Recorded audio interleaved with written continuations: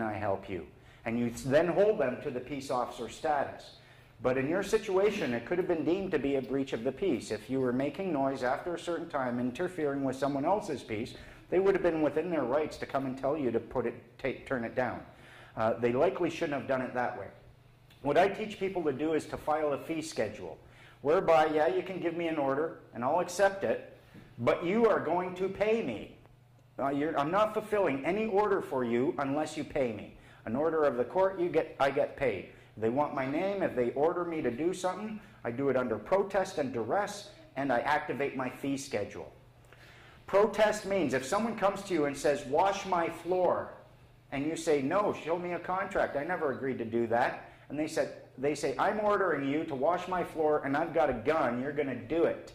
The smart thing to do is not to argue. The smart thing to do is get washing that floor, but you do it under protest. The term protest legally means that one party is claiming there's a contract and a contractual obligation. The other party is saying, no, there's not. And I don't believe that there is, but I'm going to perform because I'm scared of you. So I'm going to perform, but you have 3 days to show me that contract that you claim exists. And if you don't show it to me, I get to write it myself. And I charge $1,000 per square foot of floor that I wash under protest. Would you like to place your order now? They back right off. We have had, Freeman have done this in an Irish court. 3 magistrates tried giving him an order. He whipped out his book. He said, is that an order? No, no, it's not. What is it? Is it a suggestion? They ended up running out. They can't give an order. They're automatically liable. This is a common law jurisdiction. I'm not your dictator. Who the hell am I to order you to do anything? Orders generate bills. A guy proved it in, I think it was in Massachusetts somewhere. This came to me from the States.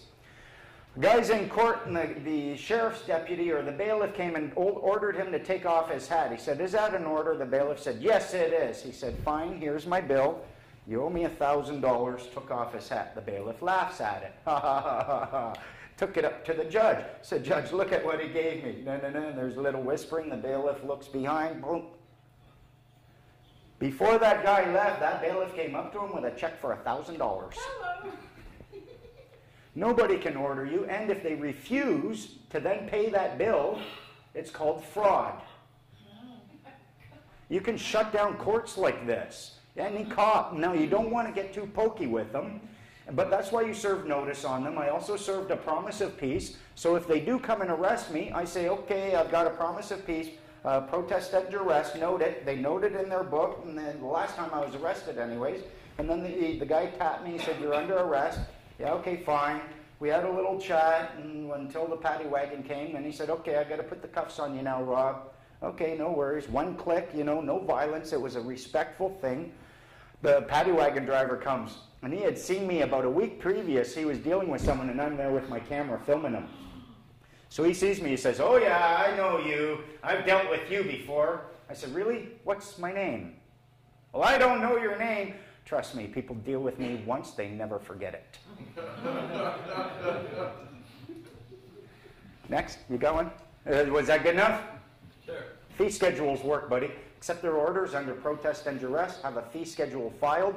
Sing, hiya, you're buying me a new boat. My question is, I'm just trying to understand the idea of a person versus a human, and whether that is really an artifact of the law as it's evolved, or whether that was like a premeditated separation to create this deception. I don't think it was meant to create the deception. I think it was created to provide us with an extraordinarily powerful tool against government tyranny. They require our consent. We can take it off, say no at any time. If we put it on, we can secure your services. But it's us who decide whether or not we want your services. And the thing is, they say it's a benefit. Look at the definition of the term benefit at law. It's a result of a lawful exchange where one party feels they gained an advantage or a profit. If you don't know what you exchanged in order to secure your benefit, how do you know it's a benefit? You wouldn't buy a car, say, ooh, I just got this car, I got an excellent deal on it. Really, what'd you pay for it? No idea. You can't say that. You can't say something is a benefit if you don't know what you paid for it. The person I see is a tool that people gave us in order to control these exact same situations where pirates take control of the ship, think that they are now, that it's a slave ship and they are our masters. That was never the case. And we can say, you know what, take your person and below. I'm holding you to the law. People are doing that. We've got freemen in Ontario who have went and filed private information against the chief of the OPP because they tried to intimidate him for his notice and claim. And now they went to a judge, laid the information, and he's now facing some very serious charges. And the judge had no choice, said, yep, you're right, he did this, he's not allowed to, go. So we do have our power, but it's only if we stand up. Having the knowledge is useless if it isn't covered with action. It has to be followed by action. So I think it's a good thing. I don't see it as created to deceive. I see it as created to give us a tool against their deception. But if you never know it's there. Anyone else? Yeah, you said you can drive without an insurance and... No, I said I can travel. Travel, yeah.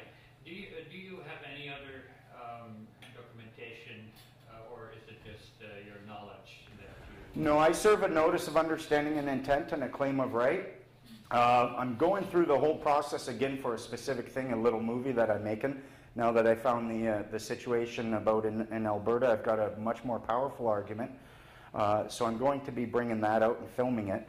I'm also going to be becoming a peace officer. Any one of you could become a peace officer if someone just turned to you. Actually, you could all become a peace officer with $1, where you turn to her and you say, I'm hiring you to preserve and maintain the peace. I'd like to pay you $1. Will you make oath? Do you swear to preserve and maintain the public peace? Yes, I do. You then turn around, you hire her, you hire him, go around. You're done. You're all peace officers. The next time a cop comes at you and tries to impose the will, sorry, pal, I'm a peace officer too. Now, you do need more documentation because they operate on, there's a thing called color of right, where that which is standard and expected does generate a certain expectation on their part. It might not be right. They might not have the right to do it because certain facts aren't in place. But if those facts were in place, it would be a justified action. So I'm going to have my notice of understanding and intent, a copy of that, my claim of right, my identification with the World Freeman Society, and my identification as a peace officer. One of the things, they could stop you if you don't have some form of plate or identifying thing on it, because then they can, their color of right is it might have been a stolen vehicle. So I'm going to have private property on it, not for hire, and then have a couple of sections mentioned in the criminal code on there. And then I'm going to have a camera with a dome and on the roof. And my car has no handles on it. You can only open it electronically. Someone fixed it all up, and I'm going to put on the unbreakable stuff on the windows so I can sit there and just laugh at them while they try to break it. And I'm going to film it all, and if they try interfering with me, I'm going to see that they're charged with obstructing a peace officer in the performance of their duties. It's going to be a cool movie. Wait till you see it. You've been to Batoche yet? I'm sorry? Have you been to Batoche? No. Saskatchewan. Riel met his end there. What's You that? like it. Batoche. Where Riel... Oh, right. Yeah.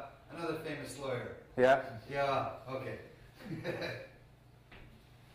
Yeah, then my intent is to take, not that vehicle, I wouldn't try bringing it across Canada. It's good for putting around and losing if, you know, they do decide to bring their armored vehicles to bear against it. Watch out for porcelain. They like it on the windshields. Yeah, that's why I'm going to have a couple of layers of that stuff in it. Plastic, yeah. It Yeah. helps. But on top of all that, I'm pretty sure if I do it properly and I establish that I do in fact have, that this right does exist. It's never been clearly removed. It's always been there. We've been ignorant of it, but now I know it and I'm using it. I think I'm going to create a situation where the head of ICBC has to in fact tell them publicly the common law right to travel is still available and this guy is doing it. Please don't bother him, because if they do, that's a conspiracy to commit mischief, and I go right to the top of ICBC because they're acting as agents for him. And I've got their documentation where they refer to violation tickets. You know what that is? Invoice. They refer to it as a corporate invoice. Corporations can't serve you invoices without